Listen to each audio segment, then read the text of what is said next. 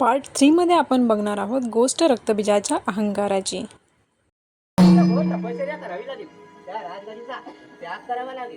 गुरुवर्य, त्यांच्या उत्तरासाठी आम्ही कोणत्याही तपश्चर्या जाण्यास तयार आहोत. आपण फक्त मार्ग दाखवा. तू ब्रह्मशती जाऊन ब्रह्मदेवाची आराधना कर व त्यांच्याकडून अमरत्वाचे वरदान मागून घे. सर्व काही आपल्या इच्छेप्रमाणे होईल. आपण फक्त आज्ञा आणि आशीर्वाद द्यावे.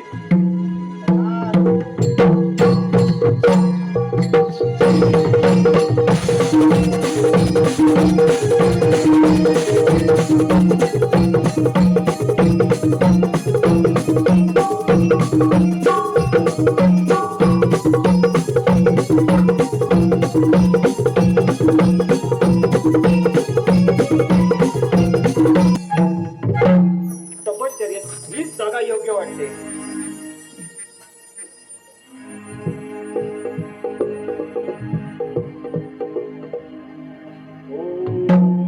ब्रह्मदेवाय नमः.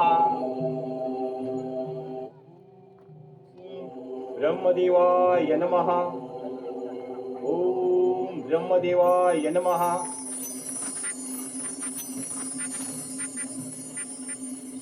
हे रक्तबीजा, तू माझी निश्चिंत मनोभावी भक्ती केलीस आणि या भक्तीचं इच्छित फळ तुला मिळालेच पाहिजे. हे ब्रह्मपिता, आपण दर्शन दिले. हा रक्तबी धन्य झाला, धन्य झाला, धन्य झाला. हे रक्तबीजा, तुझ्या भक्तीचे सामर्थ्य एवढे होते की मी तुझ्या भक्तीवरती मोहित झालो. परंतु तू ज्या कारणासाठी माझी भक्ती करत आहेस त्यासाठी लागणारा इच्छित फळ मागून दे. हे ब्रह्मपिता, आपण खरोखरच माझ्या भक्तीवर प्रसन्न झाला आहात तर मग असा वर द्या की हिरण्य कश्यपाप्रमाणे देव, दानव, मानव, भूत, प्रेत, पिशाच या कोणापासून कदापि मृत्यू येणार नाही असा वर द्या. अरे वेड्या रक्तबीजा, ज्याला जीवन आहे त्याला मृत्यू अटळ आहे. परंतु जशी तुझी इच्छा.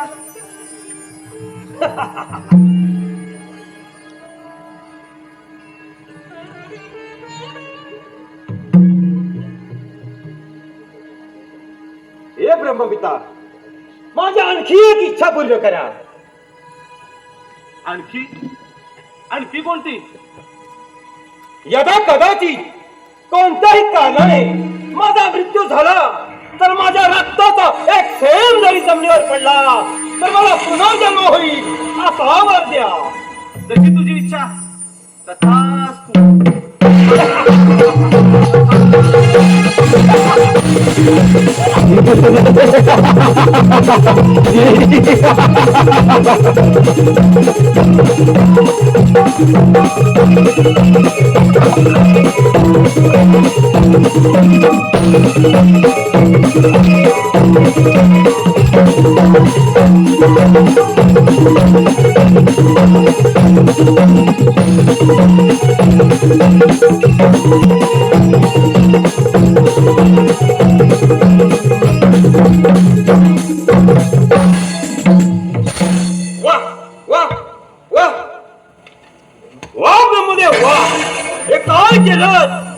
माझ्या भक्तीवर प्रसन्न होऊन मला अमरत्वाचे वरदान दिलेत. हे ब्रह्मदेव, हे काय केलं? त्या रक्तबीजाला अमर केलं, अमर केलं. रक्तबीज अमर झाला, अमर झाला, अमर झाला. नारायण नारायण गोड नाम तुझे देवा. नारायण गोड नाम तुझे देवा. नारायण भक्ती भावाने स्मरितो, भक्ती भावाने स्मरितो तव चरणा. नाम तुझे देवा नारायण गोड नाम तुझे देवा. नारायण भक्ती भावाने स्मरितो, भक्ती भावाने स्मरितो तव चरणा. देवा नारायण गोड नाम तुझे देवा. नारायण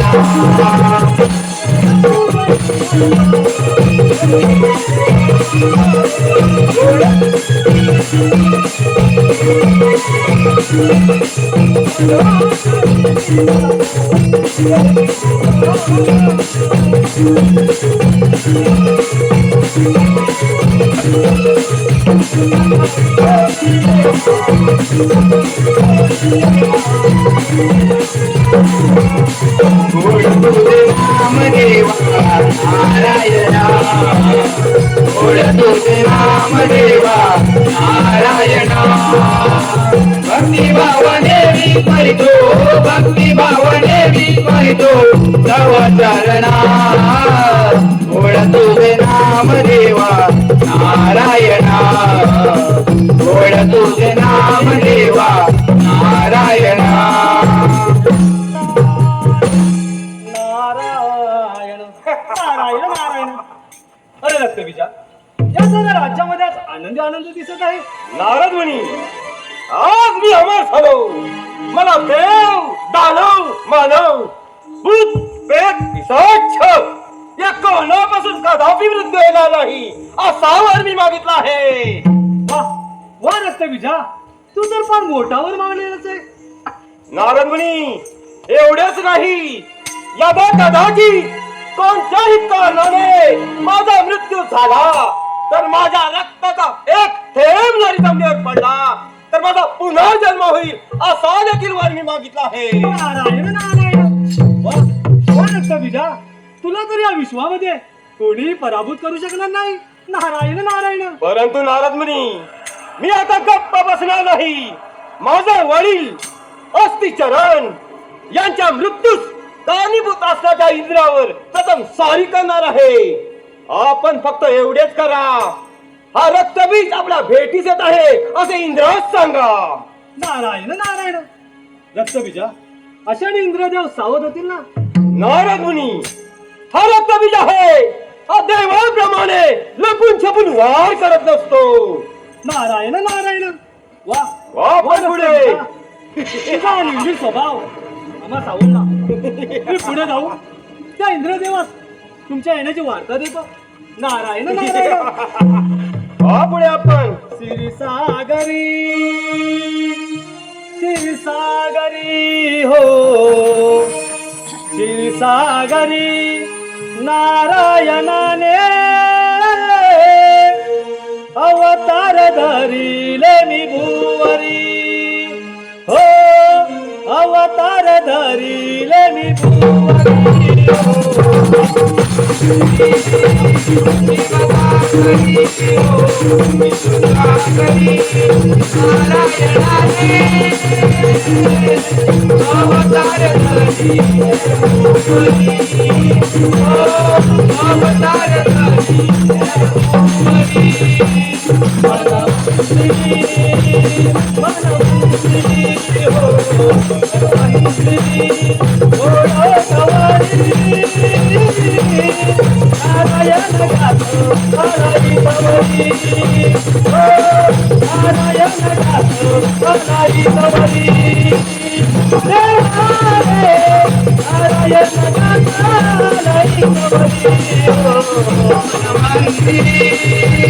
मन मंदिरी हो मन मंदिरी उडो सावरी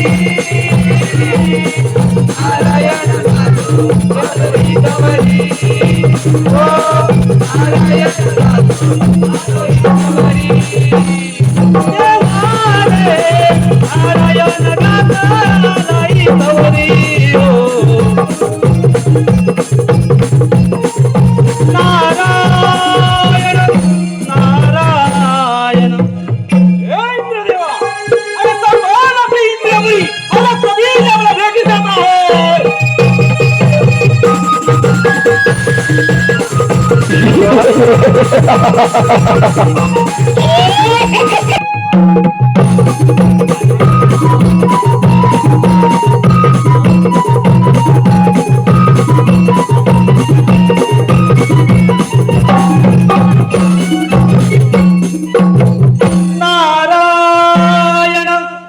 नारायण इंद्रनगरीचा लागला लळा कृपा दृष्टी द्यावी तुमची मला येऊन मी धन्य झालो तुझ्या भेटीला रे देवा येऊन मी धन्य झालो तुझ्या भेटीला ताई चरण मी तल्लीन झालो पाहता तुला ताई चरण मी तल्लीन झालो पाहता तुला करीता लागला लळा दृष्टी द्यावी तुमची मला येऊन मी धन्य झालो तुझ्या भेटीला रे देवा येऊन मी धन्य झालो तुझ्या भेटीला ताई चरण मी तल्लीन झालो पाहता तुला ताई चरण मी तल्लीन झालो पाहता तुला चंद्रना करीता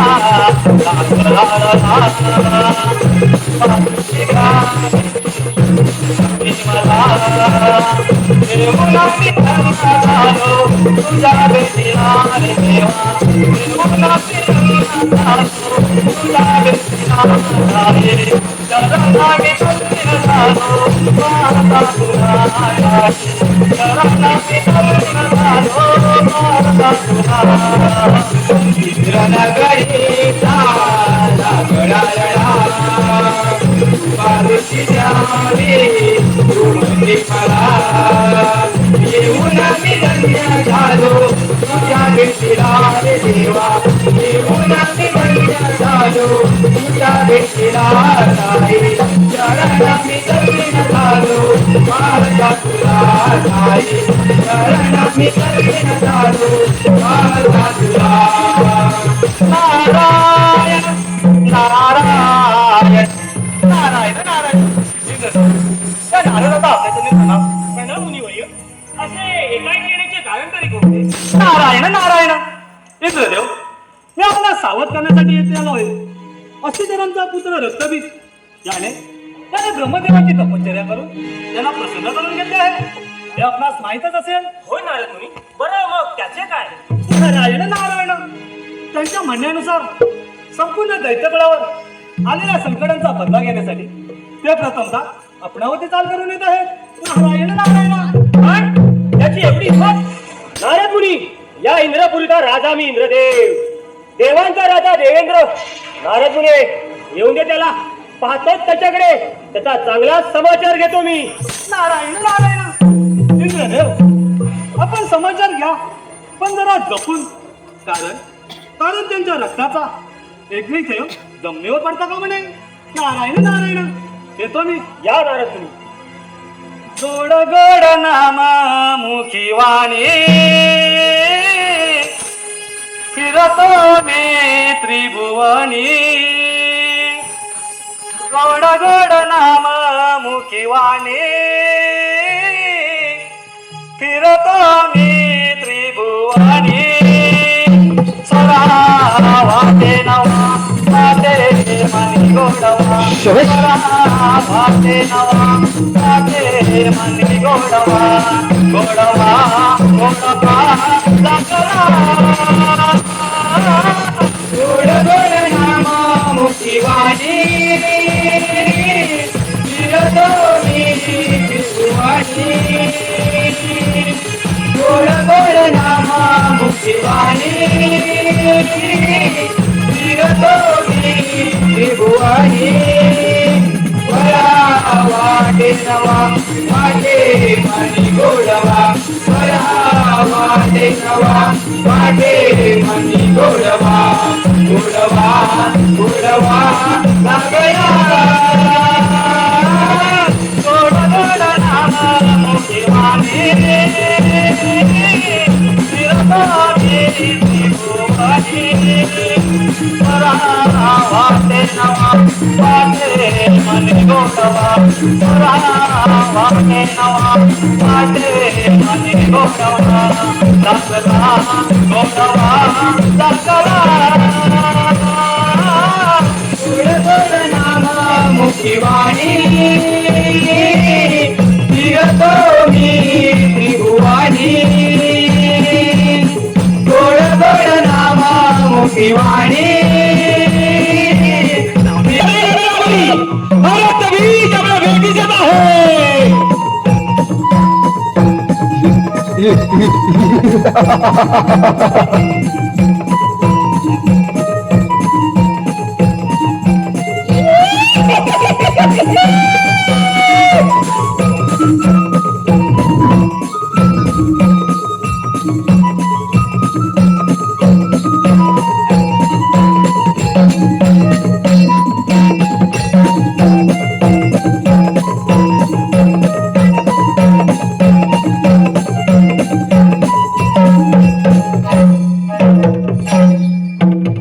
इंद्रदेव, देवादिदेव इंद्रदेव, अरे तू कसला देव?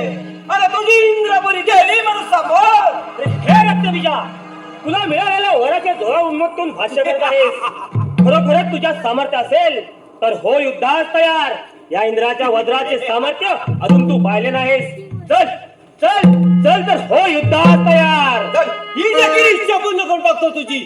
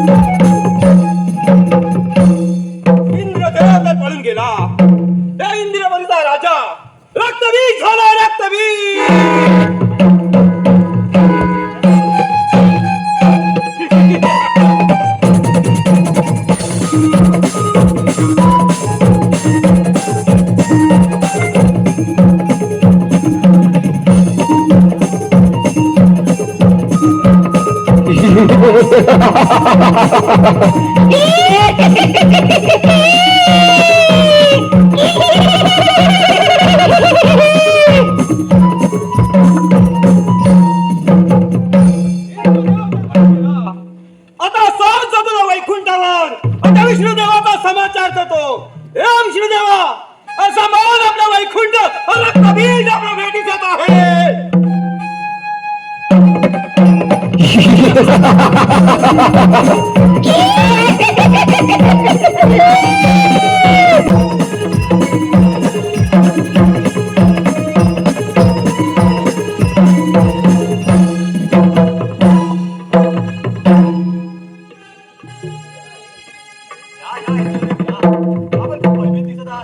हो विष्णुदेवा, या रक्तबीजाने मला युद्धात परास्त केले आहे. मला तो आता आपणावर चाल करून येत आहे. तरी त्याचा आपणच काहीतरी समाचार घ्यावा. त्याची एवढी मत येऊ दे त्याला. त्याचा चांगला समाचार घेतो.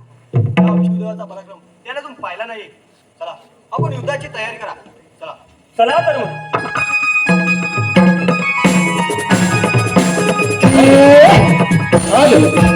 रसिक जन हो, आपल्या समोर सविनय सादर होत आहे.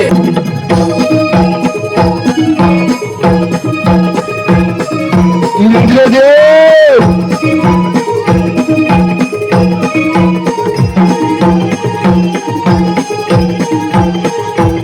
हॅलो.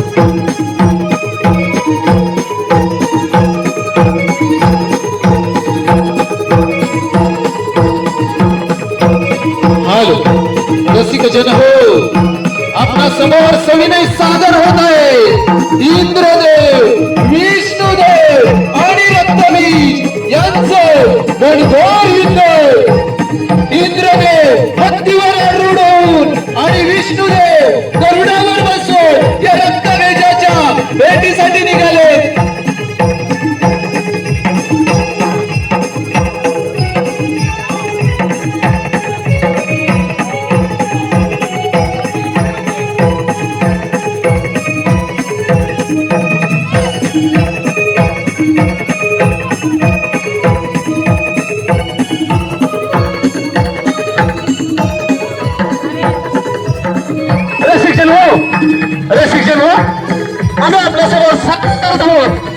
आम्ही आपल्यासमोर सादर करत आहोत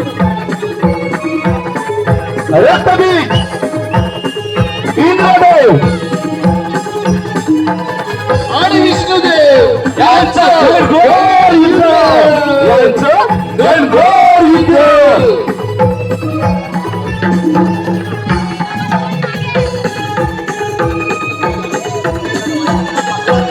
हे रक्तबीजा या वैकुंठावर पुण्यवान लोक राहतात तुझ्यासारखे नाही आल्या पाऊली परत जा हे रक्तबीजा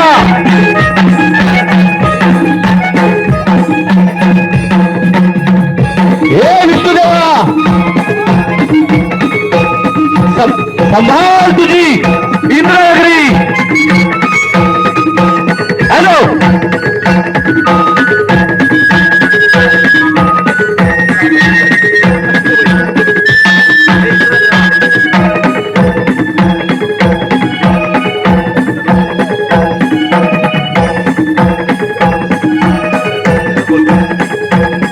अरे विष्णुदेवा सांभाळ तुझे वैकुंठ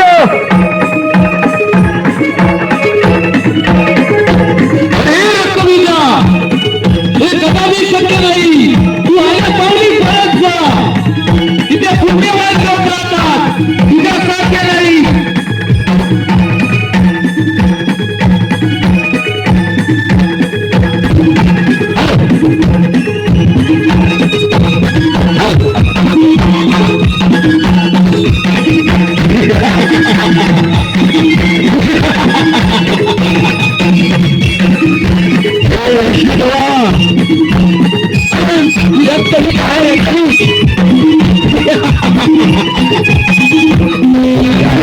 अरे या रक्ताने काय जहार तुम्ही करू शकत नाही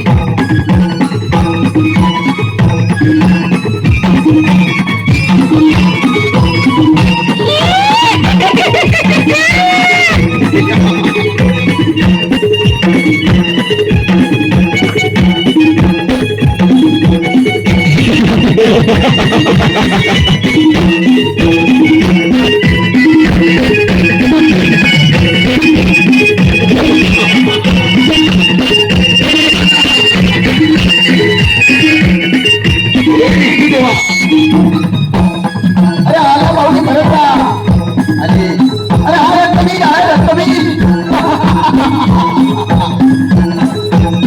अरे तुम्हा देवांना सळोखी तळोखी सोडणार आहे हा रक्तबीज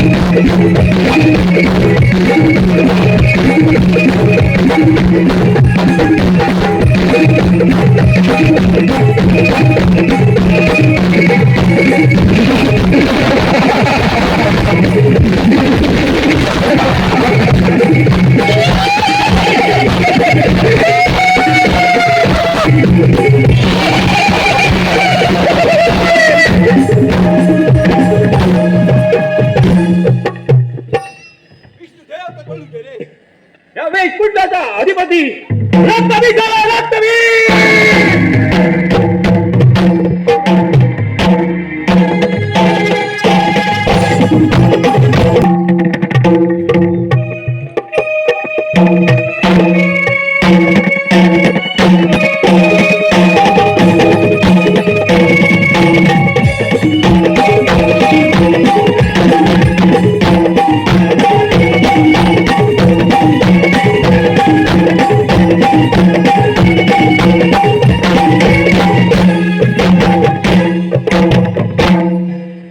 देवा, या रक्तपित्याने आपल्याला सळोके पळो करून सोडले आहे.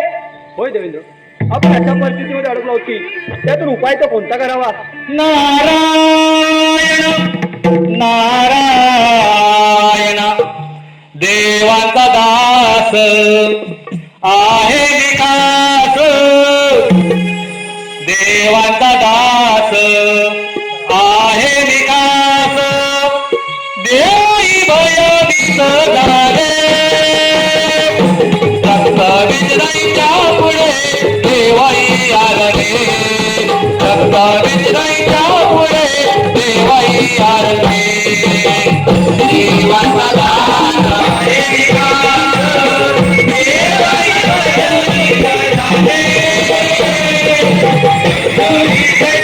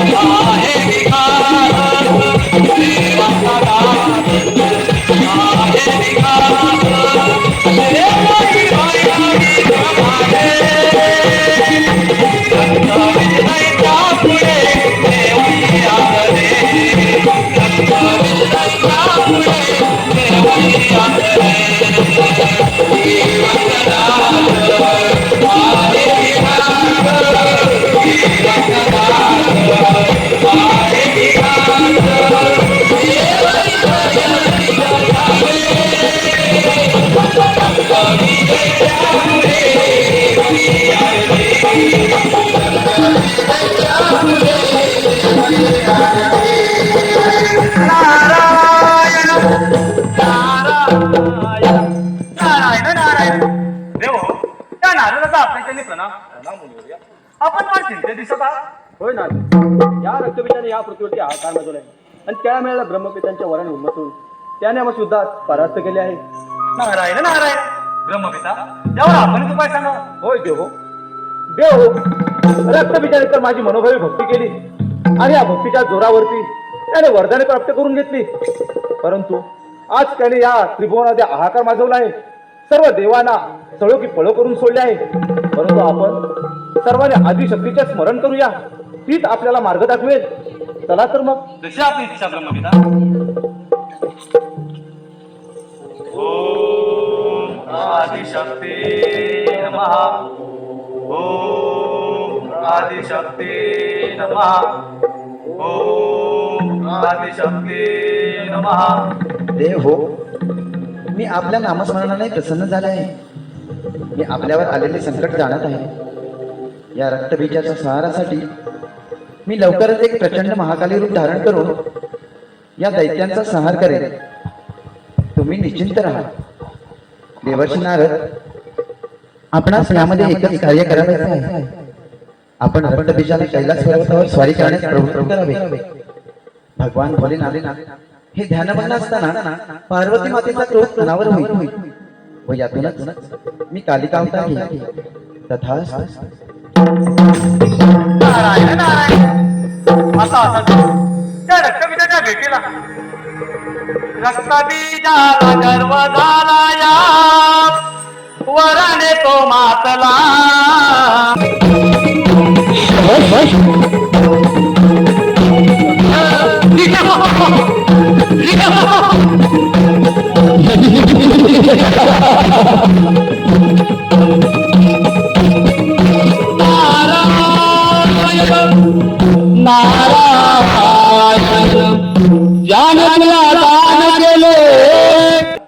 या साऱ्या ब्रह्मांडावर तुझं अधिराज्य आहे असं तुला वाटत असेल? असं वाटल असेल म्हणजे नारद मुनी हे तर आहे. परंतु रक्तबीजा, परंतु काय नारद मुनी? नारायण नारायण. अरे रक्तबीजा, त्या शंकराच्या कैलास पर्वतावर मी गेलो होतो. तिथे भोलेनाथ म्हणे आपणास मानत नाही. नारद मुनी, नारायण नारायण. त्या शंकराने अजून पराक्रम या रक्तबीजाचा पाहिला नाही. त्यांच्या लेखी गर्वाने उन्मत्त झालेल्या तुझ्या या शक्तीचा काहीच उपयोग नाही म्हणे. नारद मुनी, नारायण नारायण असे असे ते म्हणतात. त्या शंकराचा समाचार घेत होता. नारद मुनी, नारायण नारायण. अरे रक्तबीजा, आपण समाचार घ्या. पण भगवान बोलण्याचं ध्यानमग्न असतील तेव्हा तेव्हा त्यांचा रस्ता आला का नाही हे तुझ्या दैत्यकुळात बट्टा लागेल. नारद मुनी, तेव्हा तेव्हा तू तसे न करता त्यांची पत्नी पार्वती तिचे अपहरण कर. नारायण नारायण. वा वा, मार्ग दाखवला आहात. आता तुम्ही कैलास पर्वतावर आणि शंकराचा समाचार घेतो. अरे अरे रक्तबीजा कैलास पर्वत, अरे कभी जब भेटी जाता है.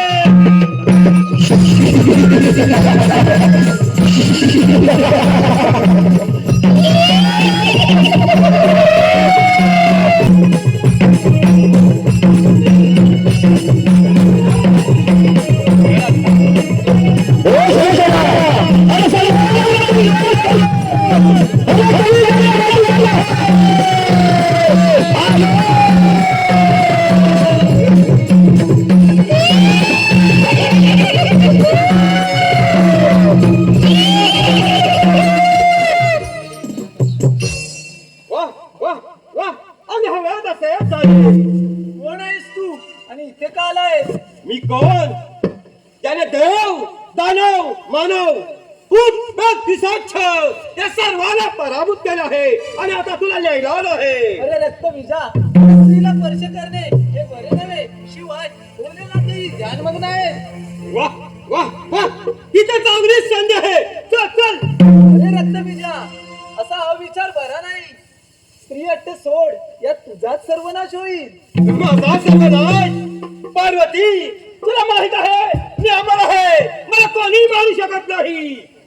परंतु रक्तबीजा अरे तू तर वर मागताना देव, दानव, मानव, भूत, प्रेत, पिशाच याचा उल्लेख केला होतास.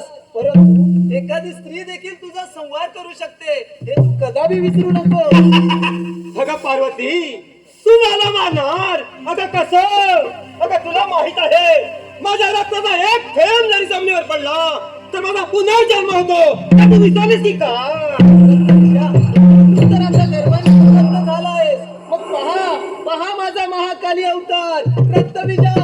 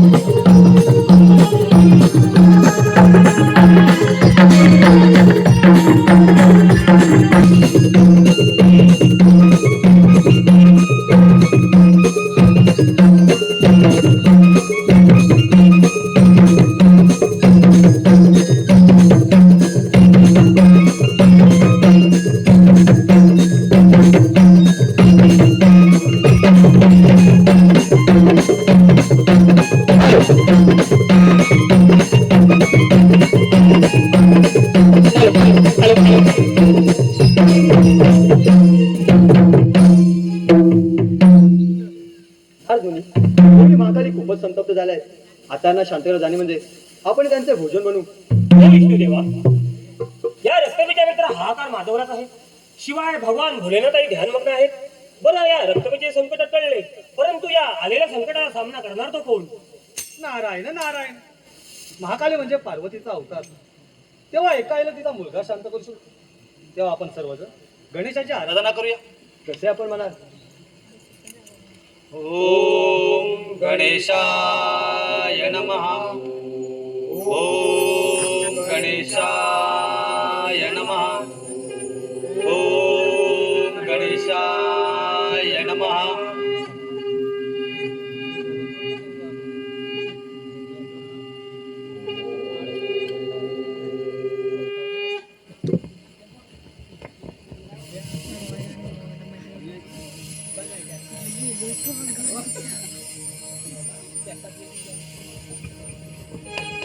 देव हो, मी माझ्या स्तुतीने मंत्रमुग्ध झालो आहे.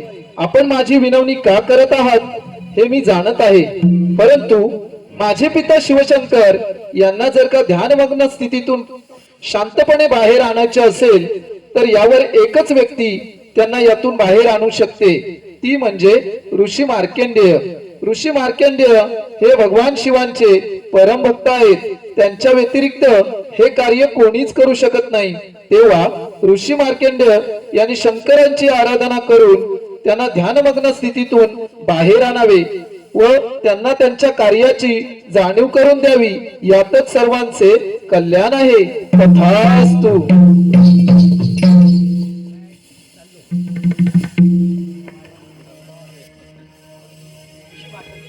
आपण कोणत्याही गोष्टीला विलंब न करता आपल्या कार्यास प्रारंभ करावा. हे विष्णुदेवा, मी माझ्या कार्यास प्रारंभ करतो.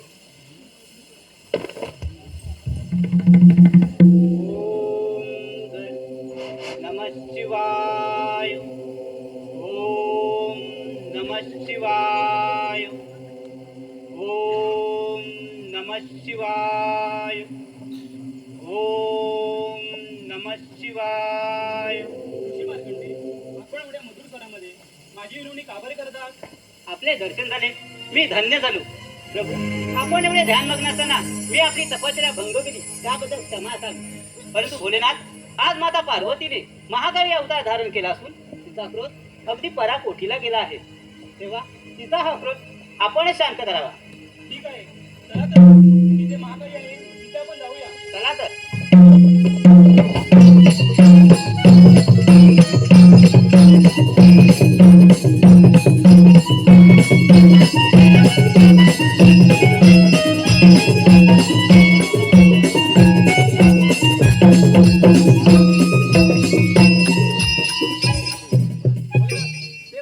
रुद्ररूप आपण कसे बरे शांत कराल? एका स्त्रीने किती रौद्ररूप धारण केले तरी ती आपल्या पतीचा अपमान करू शकत नाही. त्यामुळे माझ्या हृदयावरती पाय ठेवतात मातेचे रौद्ररूप शांत होईल.